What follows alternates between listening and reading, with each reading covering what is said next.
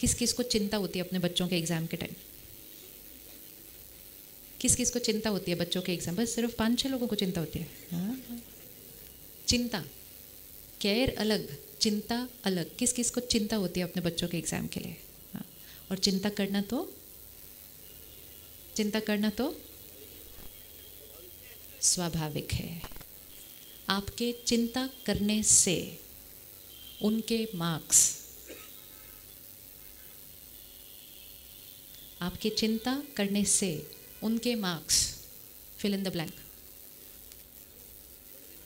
आपके चिंता करने से उनके marks, fill in the blank. 3 option है, ऑप्शन आप चूज करेंगे। आपके चिंता करने से उनके मार्क्स बढ़ जाएंगे, जितने आने हैं उतने ही आएंगे, या घट जाएंगे।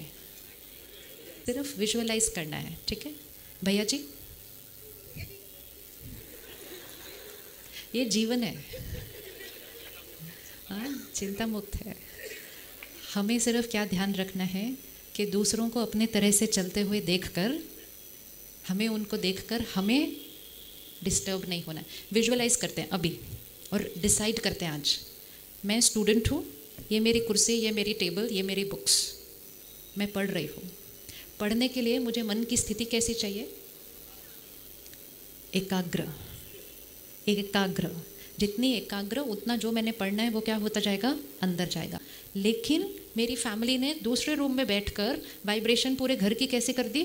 लो, तो मेरी हाई हो जाएगी, तो मेरे नंबर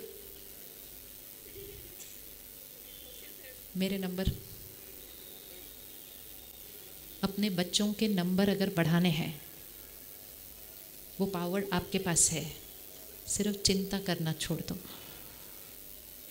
और निश्चिंत एकाग्र वाइब्रेशन घर में रेडिएट कर दो। अगर आपके घर के वाइब्रेशन पावरफुल हैं तो बच्चे की कैपेसिटी अगर यहाँ भी है, उसको घर में एक एकाग्रता का वाइब्रेशन मिलता है, पावरफुल थॉट्स का वाइब्रेशन मिलता है, तो उसकी फ्रीक्वेंसी क्या होती जाएगी? और बढ़ती जाएगी। जितनी कैपेसिटी है उससे कैपेसिटी उसकी बढ़ाओ, उससे घटाओ नहीं। वैसे जब हम चिंता करते हैं तो कौन सी थॉट क्रिएट करते हैं? Anybody give example. चिंता की थॉट कौन सी होती है? नेगेटिव पॉजिटिव नहीं, थॉट कौन सी होती है? चिंता। पढ़ेगा नहीं पढ़ेगा, 1 थॉट। Anybody else? हाँ जी, पता नहीं क्या होगा, 2nd थॉट। तीसरा, फेल हो जाएगा,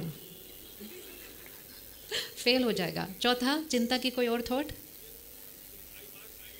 हाई मार्क्स आएंगे कि नहीं आएंगे। अब मैं अपने कमरे में बैठी हूँ, मेरे को बाहर से आशीर्वाद क्या मिल रहा है? पता नहीं क्या होगा। जितने नंबर आने चाहिए उतने नहीं आएंगे तो आगे क्या होगा? इसका कुछ होगा भी कि कुछ होगा ही नहीं। इतने सारे आशीर्वाद अगर मुझे मिलेंगे तो मेरा क्या होगा? क्या लगता है? और मुख से हम क्या कहते हैं बच्चे को? सब अच्छा होगा, तुम चिंता नहीं करो, सब अच्छा होगा। हम इस फैक्टर का ध्यान नहीं रख रहे कि मेरे मन की स्थिति उस बच्चे के मन की स्थिति पर असर करती है और उस बच्चे के मन की स्थिति उसकी परफॉर्मेंस पर असर करती है।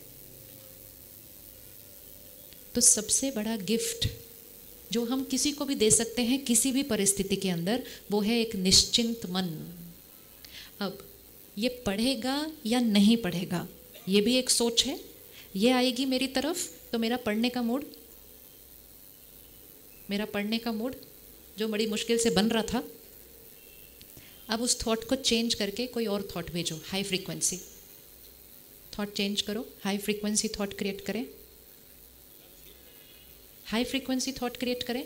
पढ़ेगा या नहीं पढ़ेगा, हाई फ्रीक्वेंसी थॉट क्रिएट करें। क्या कर सकते हैं? हाँ जी, अच्छा पढ़ेगा और अच्छा सोच लें, बहुत अच्छा सोचेगा, बहुत अच्छा पढ़ेगा।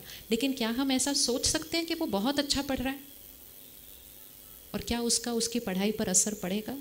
कोई न पढ़ रहा हो ना, लेकिन आप उसको सिर्फ ये वाइब्रेशन देते जाओ, आप बहुत अच्छा पढ़ रहे हैं, आप बहुत अच्छा पढ़ रहे हैं, आप बहुत अच्छा पढ़ रहे हैं, आप बहुत अच्छा पढ़ रहे हैं, आप बहुत अच्छा पढ़ रहे हैं। कंटिन्यूअस उसको वो वाइब्रेशन जाए।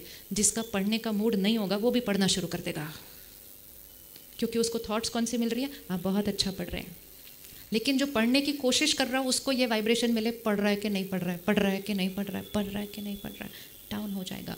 हमारी जिम्मेवारी है, ये हमारी रिस्पॉन्सिबिलिटी है कि हर परिस्थिति में हमारी सोच कौन सी होनी चाहिए, सिर्फ पॉजिटिव नहीं, हाईएस्ट फ्रीक्वेंसी।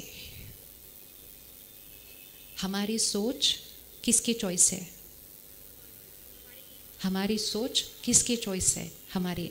पिछले साल नंबर कम आए थे, पास्ट एक्सपीरियंस, पिछले साल नंबर कम आए थे। पास्ट एक्सपीरियंस, पिछले महीने तक ठीक से नहीं पढ़ रहा था।